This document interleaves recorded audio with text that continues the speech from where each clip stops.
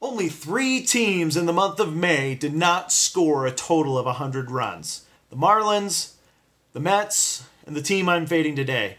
Hey everyone, it's Phi Farley. Happy Monday. We got a short slate of baseball games to get to. It's Monday, June 4th, and let's get right to it. First, though, let me say thank you to all subscribers. I appreciate it. Welcome to all the new subscribers. Hope you get some value out of these videos. Yesterday, I got to tell you, I could not have been more on the right side of the handicapping. Picking Blake Snell and the Tampa Bay Devil Rays not to get swept by the Mariners didn't come true. But Blake Snell, you cap the starters, you cap the bullpens and where they're at, and you cap the offenses on the other side and how they've done against them in respect to the starters. And so Blake Snell was on fire, loving the fact he was back home. His family was there, just as I had thought, cheering him on. He struck out the first 7 batters, 7 for 7, 8 of the first 9. It doesn't get more dominant than that. He ended up striking out 12 batters. However, high strikeouts raises your pitch count. He was pulled earlier than Felix Hernandez, who also does well against Tampa Bay. I think he went 8 1/3, giving up just 1 run. And Seattle Mariners come back in the 8th. They were down 1-0. Come back in the 8th to score 2. They end up holding on for a 2-1 victory over Tampa Bay and sweep the Devil Rays. So was on the wrong side of that one. But you know, the great thing about baseball is even if you're the best hitter in the game, you're still getting out 2 out of 3 times. You know, the best team in the game, you're still losing 50 plus games a season. So you can't get them all right, even when you have it all right. So there you go. Moving on to today, we have the Arizona Diamondbacks traveling to San Francisco Giants.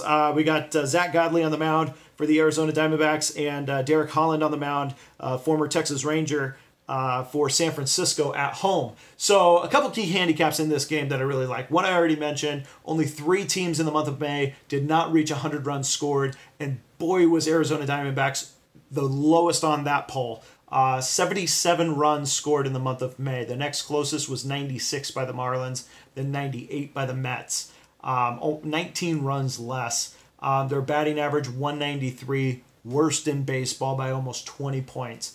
Meanwhile, I don't know if you knew this, San Francisco Giants' second best batting average in baseball through the month of May. Only 2 points behind the Cleveland Indians. 281 batting average in the month of May. Just doing a fantastic job turning it around and starting to show some sparks of life. They have won 4 straight. But here, let me get to Derek Holland and what he's done over the last 30 days and in against Arizona. So last 30 days, we got a 4.13 ERA. He's 2-3, which I'm less concerned about that. Most of these starts have come on the road, 28 1/3 innings, giving up a 269 batting average to opponents. He has a 5.75 ERA, which is a little concerning, but he only has 20 innings at home. He has 38, so 18 more innings on the road. At home, he has been giving up just a 213 batting average.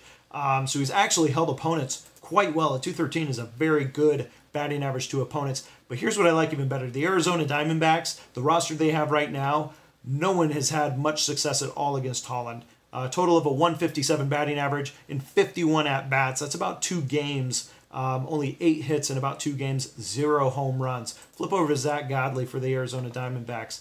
All right, against the San Francisco roster, 333 batting average in 54 at-bats. Again, about 2 games worth of data there. 18 hits, 3 home runs, 6 runs scored. So quite a bit of success against Godley. On the road, Godley has a 5.81 ERA. Not nearly as good. Opponents hitting 286 against him, not nearly as good. Last 30 days, a 5.6 ERA, not nearly as good. And opponents hitting 270 against him. He did have a good start against San Francisco earlier this season, where he went 7 innings, 4 hits, 0 runs, and held the San Francisco Giants to a 174 batting average. So both pitchers had some success earlier this year pitching against each other. However, traditionally, and where Zach Godley's at right now, not as much success. And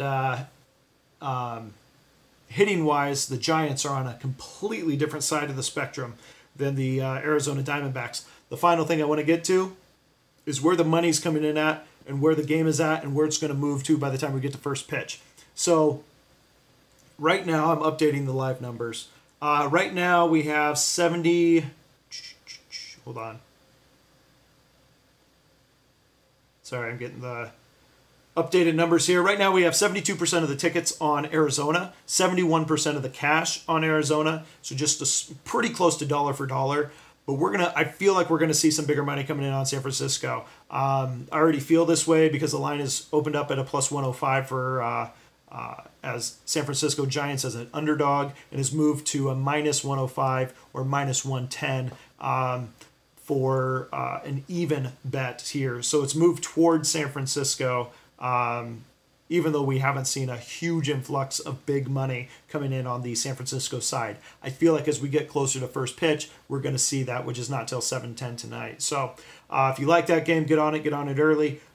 Take the San Francisco Giants. That's my side. That's my pick of the day. Good luck, everybody. I'll see you again soon.